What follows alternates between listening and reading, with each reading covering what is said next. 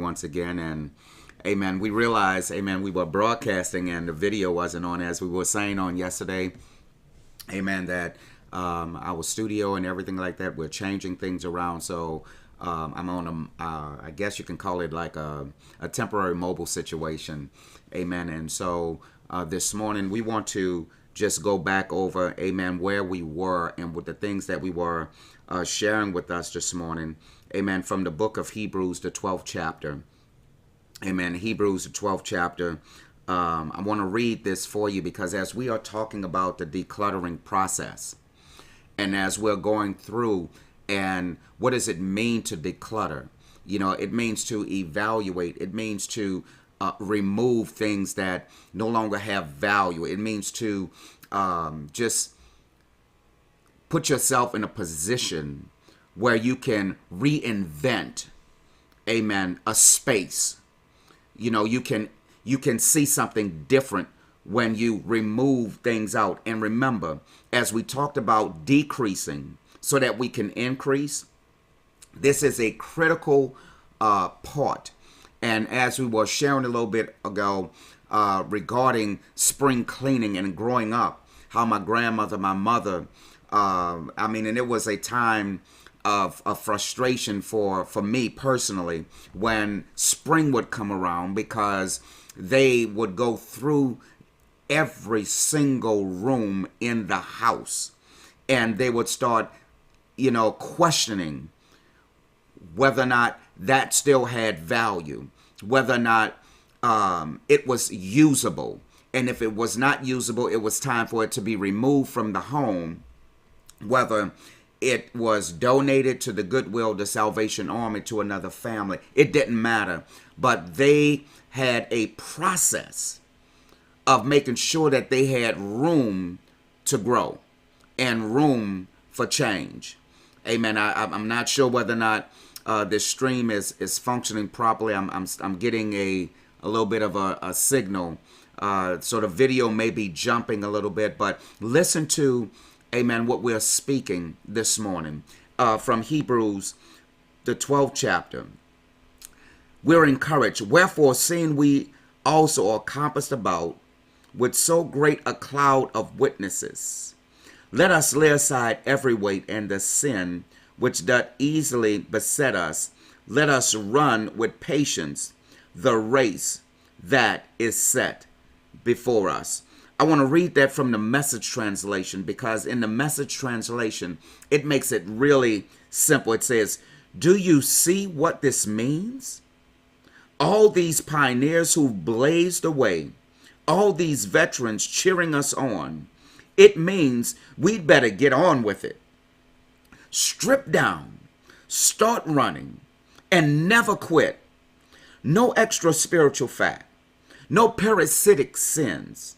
Keep your eyes on Jesus, who both began and finished this race we're in.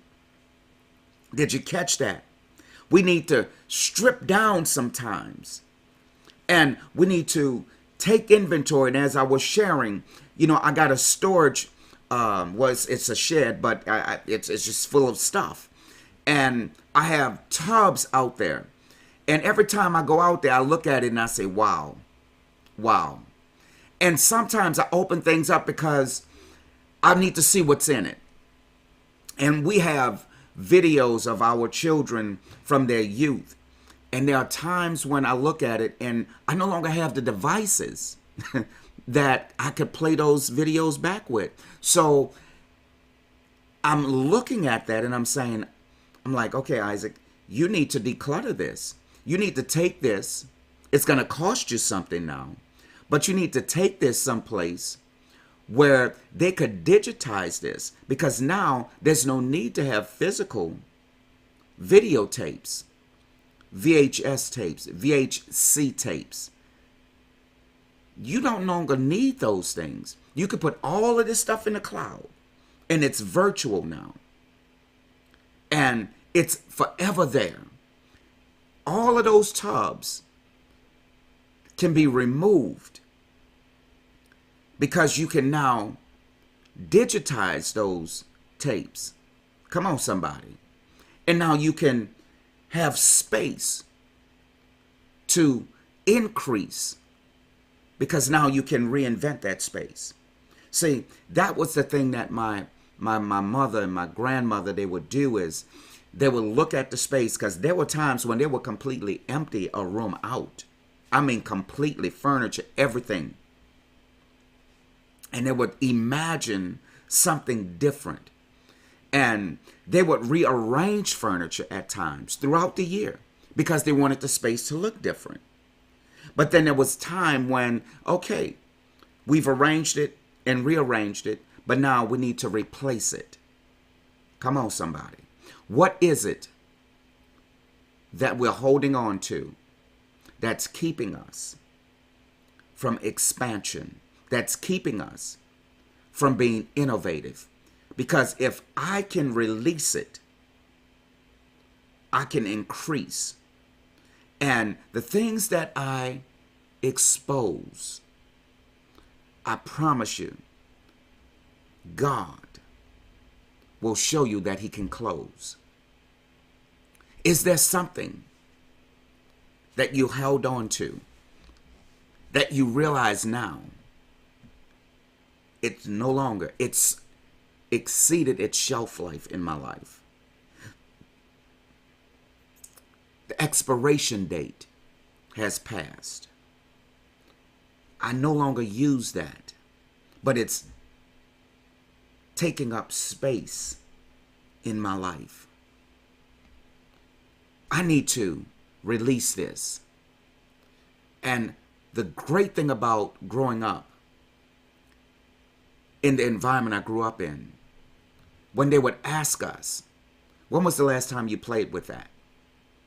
And they could see the honesty in our answer.